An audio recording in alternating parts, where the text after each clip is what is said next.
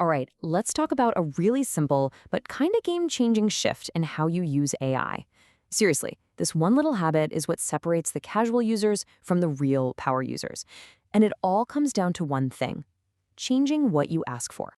And this right here, this is the whole idea in a nutshell. I mean, think about it for a sec. One way, you get a to-do list.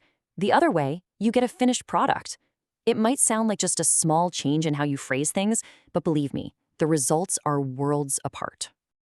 In fact, the difference is so big, you could pretty much value it at, about $10,000 a year. And no, that's not an exaggeration. That's the kind of value you can get back in saved time, in getting more done, and frankly, just being less frustrated.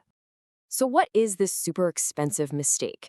Well, if you've been using AI, but you still feel like you're doing all the heavy lifting, this is probably why.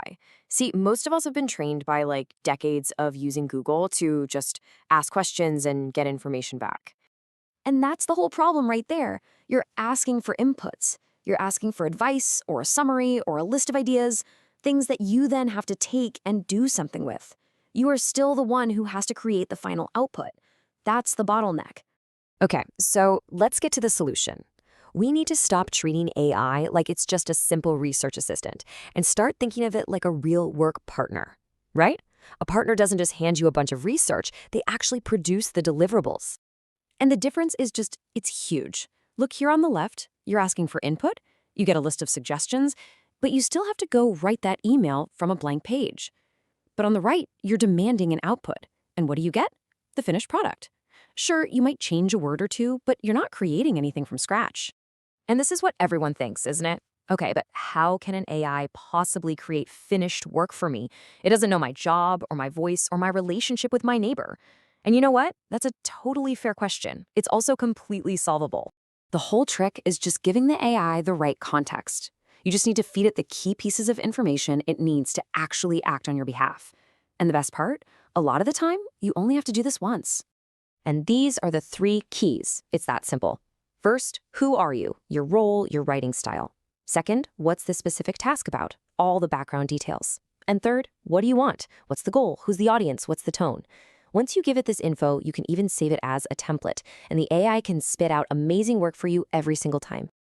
Okay, let's make this super concrete with an example we can all probably relate to. Having to write one of those awkward, difficult emails to a neighbor. It is the perfect test case for this whole power shift. So first, let's look at the old way. This is how most people would probably handle it, basically treating the AI like it's a glorified search engine. You type in a pretty simple question, just asking for some advice, and yeah, the AI will give you some helpful tips, for sure, but it puts all the actual work right back on your shoulders. And here's what you get back: a to-do list. It'll say things like, be polite, mention specifics, offer to meet. You read it, you probably sigh, and then you open up a blank document and start trying to write the actual email yourself. Okay, now for the new way. Instead of asking for advice, you're going to demand a finished product.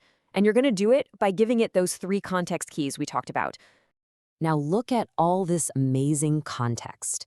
You're telling the AI everything it needs to know: who the neighbor is, your history together, the specific problem, the damage, your concerns, and the exact goal and tone you're going for.